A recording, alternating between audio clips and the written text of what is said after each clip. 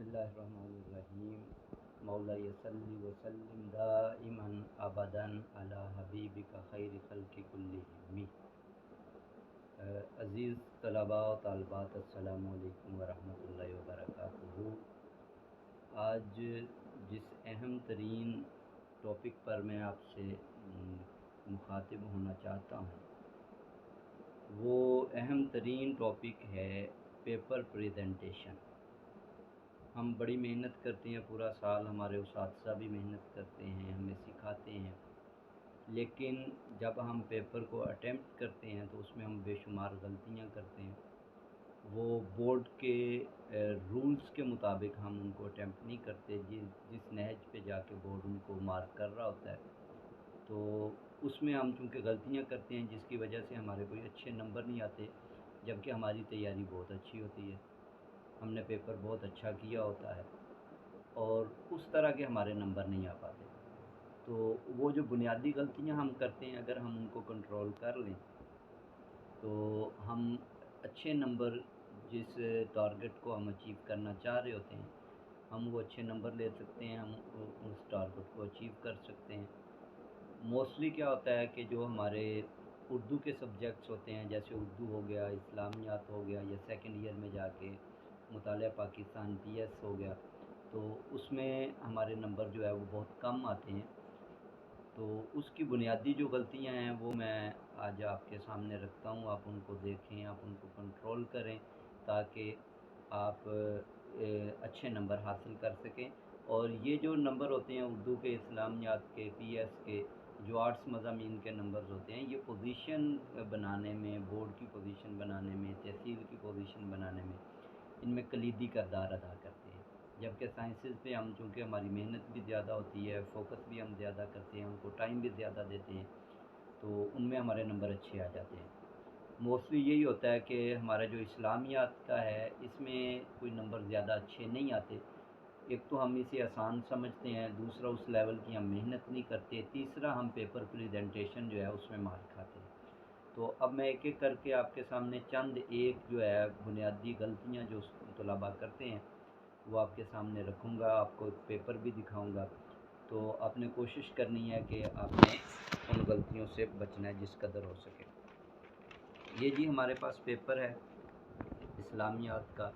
पहली बात तो ये है कि ये हमारे पास बोर्ड की एक शीट होती है, तो ज़रूरी नहीं कि हमने इस पेपर मार्क किया जा रहा होता है, तो जो टीचर पेपर मार्क कर रहे होते हैं वो इस लेवल के नहीं होते कि वो इस बात को समझ सकें।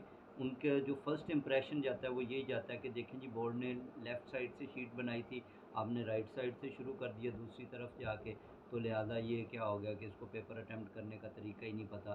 तो वो फजूल में आपके नंबर जो है वो काट लेते हैं, क्योंकि उनका एक आपके ख़िलाफ़ माइंड बन जाता है। तो लिहाजा आप कोशिश करें कि लेफ़्ट साइड से जिस तरह ये शीट बनी हुई है इसी तरफ से आप शुरू करें। लेकिन अब पेपर शुरू करेंगे कैसे? अब हम इसके अगले पेज पे जाते हैं।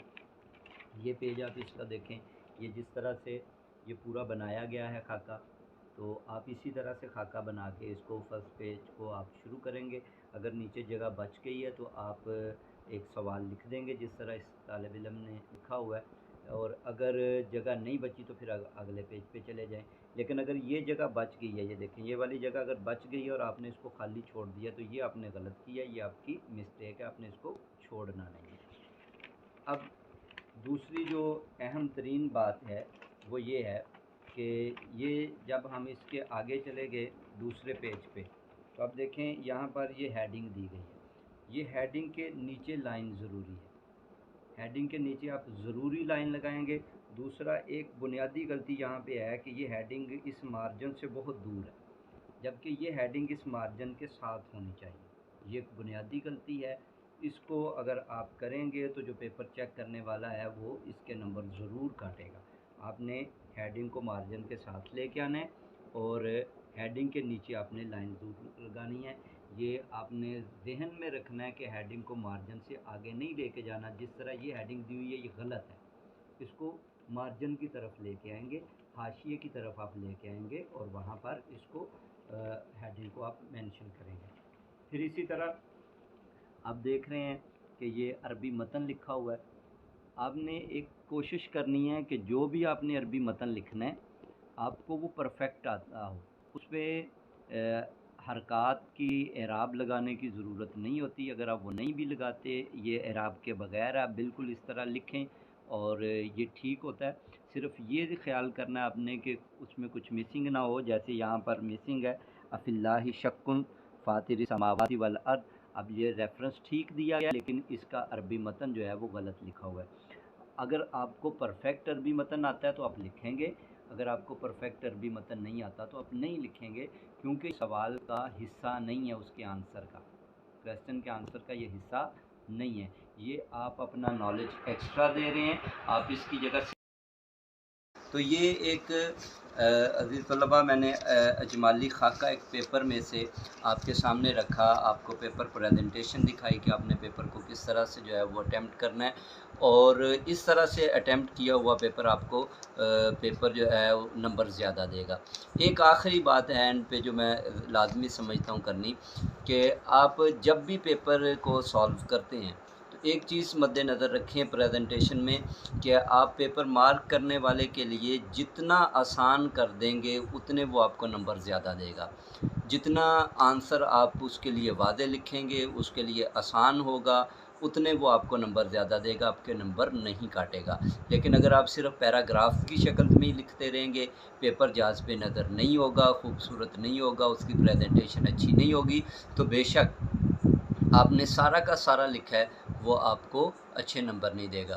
اور بڑی اہم بات، جو آپ کا بورڈ میں پیپر مارک ہوتے ہیں، میٹرک کے ہوتے ہیں یا آپ کے فرسٹ ایئر سیکنڈ ایئر کے ہوتے ہیں، یہ لوگ جو پیپر مارک کر رہے ہوتے ہیں انہوں نے بورڈ کے رولز اینڈ ریگولیشنز کے مطابق آپ کی ٹیکسٹ بک کو دیکھنا ہوتا ہے. آپ نے کوشش کرنی ہے کہ آپ جتنا بھی سٹف اس میں لکھیں، جو تحریر لکھیں، اس میں بنیادی طور پر آپ جب سٹارٹ کریں تو وہ آپ کے ٹیکسٹ بک کی ورڈنگ ہی ہو.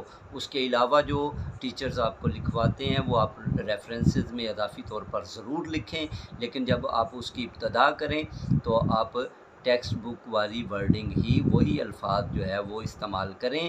کیونکہ جب پیپر مارک ہو رہا ہوتا ہے تو انسٹرکشنز ہوتی ہیں ان لوگوں کو، انہوں نے کتاب سے ہی دیکھنا ہوتا ہے، تو لہٰذا پھر اس پیپر کے جو بچے نے لکھا ہوتا ہے اس کے نمبر بھی زیادہ آتے ہیں. میں امید کرتا ہوں کہ ان ساری چیزوں کے بعد آپ کے لیے پیپر جو ہے وہ حل کرنا اور اس میں اچھے نمبر لینا بھی جو ہے وہ کافی حد تک آسان ہو جائے گا. دعا ہے کہ اللہ پاک بفضل پنجتن پاک آپ کو ان چیزوں پر عمل کرنے کی بھی توفیق دے اور آپ کے لیے اس رہنمائی کو کامیابی کا ذریعہ بنائے. والسلام علیکم ورحمۃ اللہ.